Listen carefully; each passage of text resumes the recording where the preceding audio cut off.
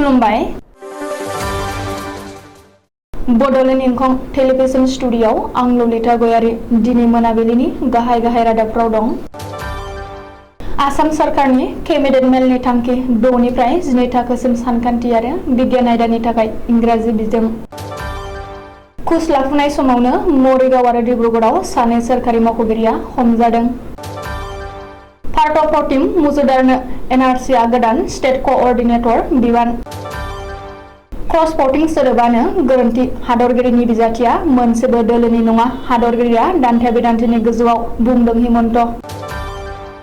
अरुणाचल प्रदेशनि खुरुं खुइमियाव गोमानाय आरोबाव साबा लेबारनि सह' बोखांदों।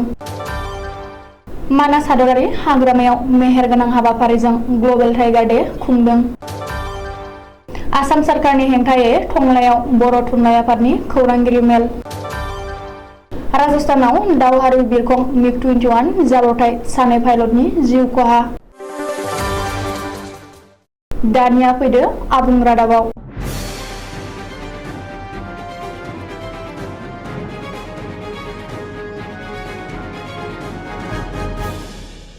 बिस्तिबारखालि आसाम सरकारनि मोनसे केबिनेट मेल जानानै थाङो।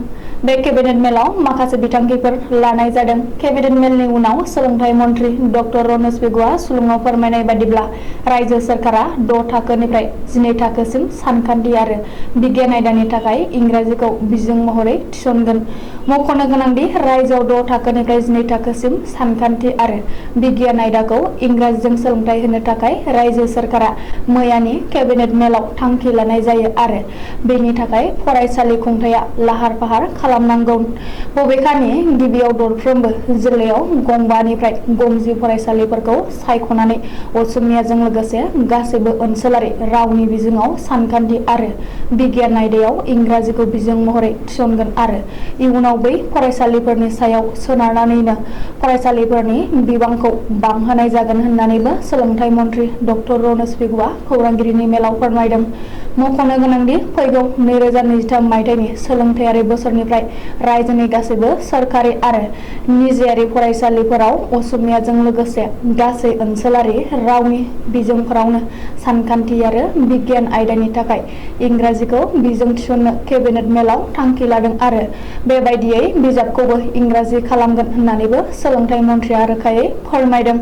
ओरैहाय फरायसालियाव फरा आयदा महरै समाज बिगियाननि सोलायै भुमखौरां आरो जारिमिनखौ थिसनगोन होननानैबो फोरमायदों। रायजोनि गुबुन गुबुन जायगायाव अपारेसन खालामनानै भिजिलेन्स आरो एन्टि कारापसन बिफाना सानै सोरखारि मावख'गिरिफोरखौ हमदों। घुस लाफुनाय समावनो सानै सोरखारि मावख'गिरिफोरखौ हमदों। मरिगाव आरो डिब्रुगड़ जिल्लायाव भिजिलेन्स आरो एन्टि कारापसन बिफाना सर्ट अपारेसन खालामना एक्साइज आरो सोलोंथाइ बिफाननि सानै सोरखारि मावख'गिरिफोरखौ घुस लाफुनाय समावनो हमनो हादों होननानै मिथिनो हादों।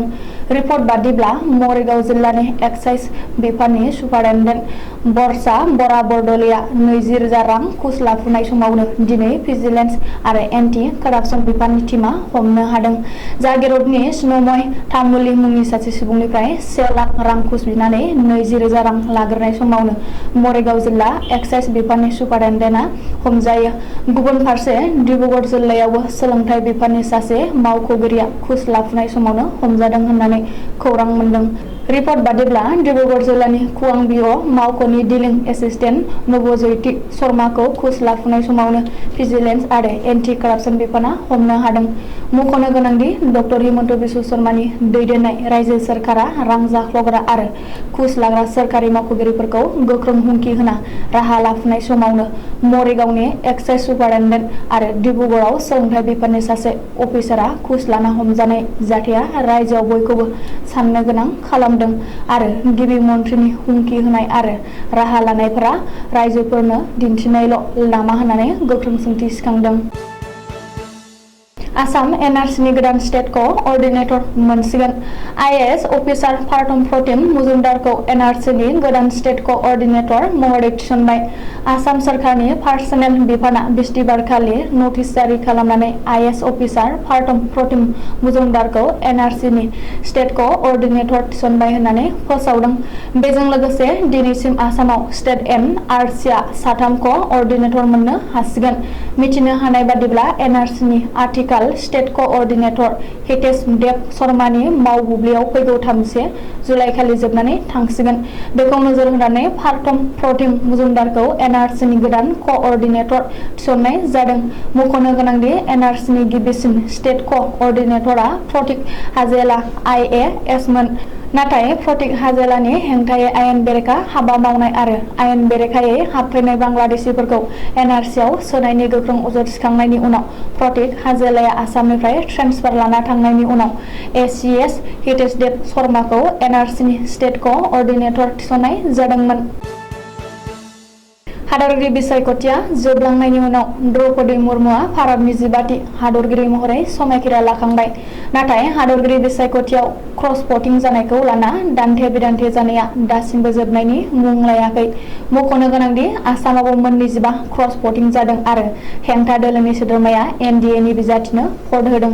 बेनिखायनो बेनि हेंथायै आसाम प्रदेश कंग्रेस कमिटिआ गोख्रोङै नांथाबनायखौ नुनो मोन्दों।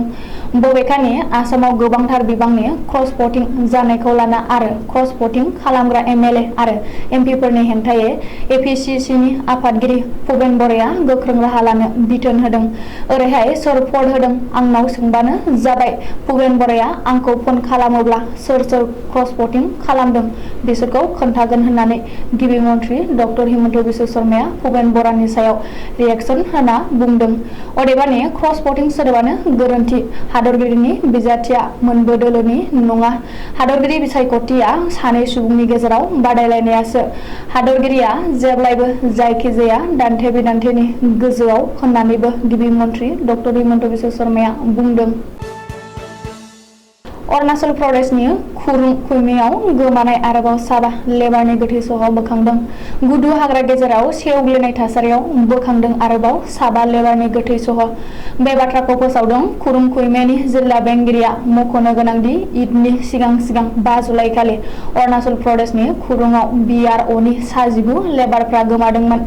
बै गोमानाय लेबारफोरनि गेजेराव सासेनि गोथै सहखौ सिगाङावनो बोखांनो हानायनि उनाव आरोबाव साबा लेबारफोरनि गोथै सहखौ सेवग्लिनाय थासारियाव बोखांनो हायो।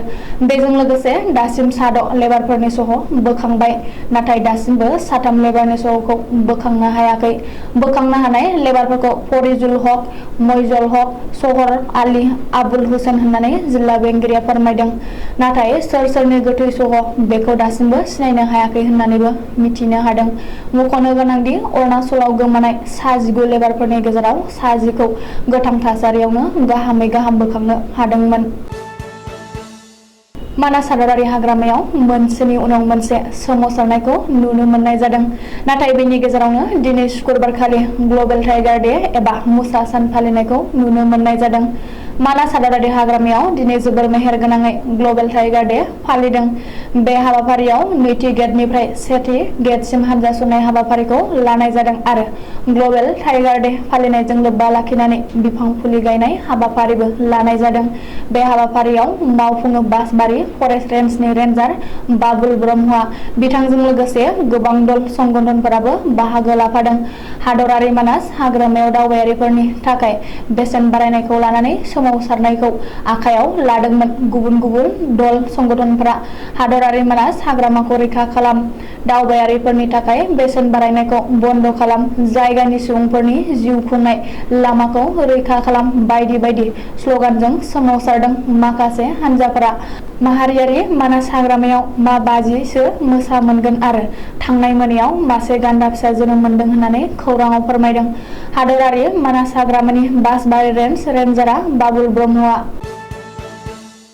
आसाम सरकारनि केबिनेट गौथुमा बर' एबा असमियानि माखासे भार्नेकुलार बिजोङाव 3 थाखोनिफ्राय 12 थाखोसिम इंराजि रावै बिगियान आरो सानखान्थिखौ सोलोंनांगौनि सोसननाय आरो भेन्सार फरायसालिखौ सोरखारि खालामनाय जानाय नंला होननानै थिरांथा लादों। बेनि बेरेखायै बर' थुनलाइ आफादा टंला गुदि आफाद हेंथा होनानै दिनै गोख्रों हाबाफारि लायो। टंला गुदि बर' थुनलाइ आफादनि मावखुलियाव खुंनाय मोनसे खौरां मेलनि गेजेरजों भेरगाव जिल्ला बर' थुनलाइ थुनलाइ आफादनि आफादगिरि बुद्धेश्वर बर' आरो गाहाय नेहाथारि बाबुल अखाफोर बर' बिथांमोनहा बुंदों दि आथिखालाव बर' बिजोङाव बिगियान आरो सानखान्थिखौ इंराजि रावजों फरायसाफ्रा फरायनांगौ जायोब्ला लासै लासै बर' बिजोङा लोरबां जालांगोन आरो बर' फरायसाफ्रा गावनि बिमानि रावखौ रावबो गोसो होनानै फरायनाय नङा। सोनाब राजस्थाननि बाड़मेर जिल्लानि इसामन काटाला गामियाव इन्डियान एयार फर्सनि ट्रेनिं होग्रा मिग-21 दावहारि बिरखंआ जाब्रबथाय जादों। जाहोनाव फाइटार जेटआव थानाय सानैबो पाइलटआ जायगायावनो खामथारनानै जिउ गोमादों। बे जाथायनि सायाव इन्डियान एयार फर्सनि नायबिजिरनो थाखाय मोनसे कर्ट अफ इनकुइरि कमिटि दानानै होबाय होन्नानैबो टुइटारनि जोहै मिथिहोदों। जाथाया बृहस्पतिबारखालि बिलिफांनि 9 रिंगायाव जादोंमोन।